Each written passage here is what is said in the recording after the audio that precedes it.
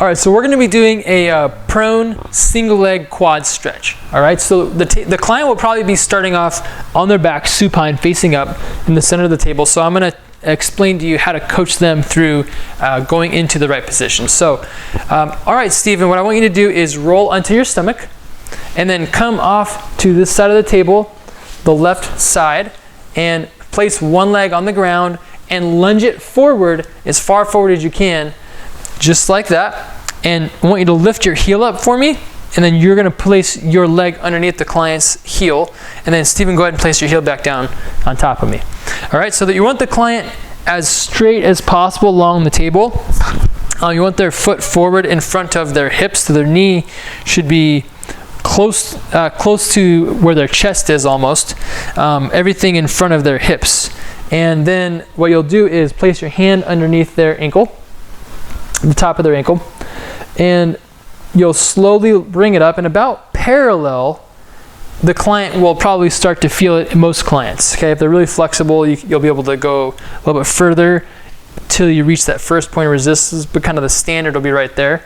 And then you can go a little bit further until you feel that first point of resistance. So right about there, I feel it. How's that feel, Stephen? You can go a little bit more. So I felt the first point of resistance right here on his body. That's good. Right there, so a little bit beyond the first point of resistance, just like normal, is the second point where he feels like he's getting an effective stretch. Okay, so you'll hold this position, this stretch, for at least 30 to 60 seconds. It's a really large muscle connected to a lot of other muscles, like the hip flexor. It has a lot of support. So this one is important to let the client relax into it and really ease into the stretch, since it's such a large muscle. You don't have to put too much pressure because it's such an isolated stretch. Like the side laying, you have to lift their whole leg. This one, you're just pushing from the knee, and their body is supported by the table. You don't have to use a lot of power or force to get the effectiveness of the stretch, the intensity. But if you need more leverage, if you need to use more strength, I would recommend using two hands. You can use two hands to then gain the leverage and push. Okay, another option is to lock your arm into your body, and then from there you can just place your hand on your knee and then lean into it like so. Okay, the third option to gain leverage is to place the foot on the shoulder, place your hand on the table, your other hand on your knee, and you just simply have to lean forward with your body weight, and you don't have to use any strength at all in that position, and it's actually really comfortable. Okay, so those are different ways you can gain leverage to accomplish the stretch if you need to use more force on the client, if they're really heavy or muscular or just very tight. Okay, very, very slow tempo. Make sure you're looking for sense, like feeling their body, to sense that first point of resistance, because it's very hard to see their face in this one in body posture, so you're not going to get a lot of visual cues. So make sure you're paying attention to what you can see. You can see their eye blinking a little bit in this position, but make sure you're communicating a whole lot on this one. How's that feel? A little bit more until you get to know the client's point of resistance better. Make sure you're really, really using the verbal communication to gain feedback from them, so you know where the point of resistance should be for the stretch. Okay.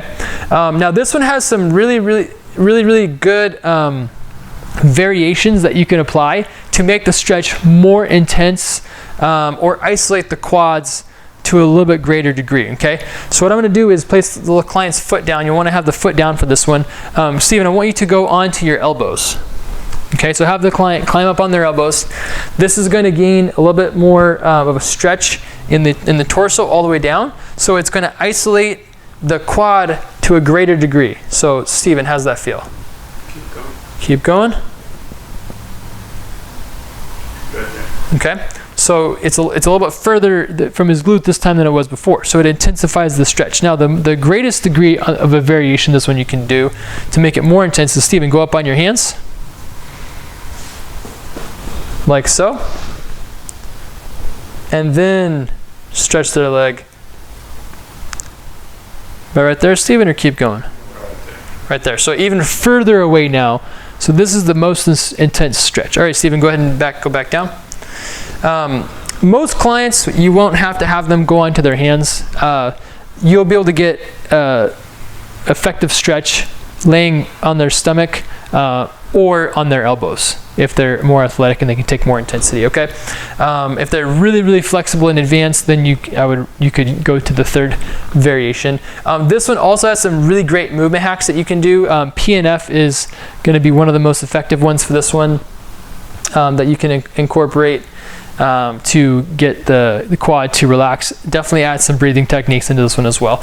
I'll go ahead and show you the other side so you can see both sides of this one, okay?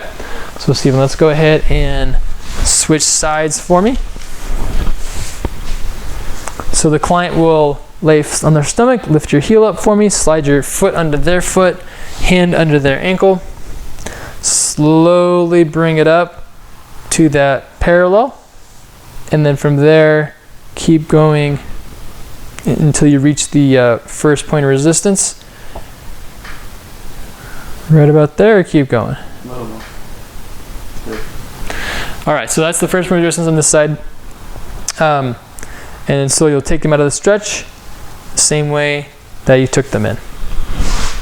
All right, and that's how you do the single leg prone quad stretch.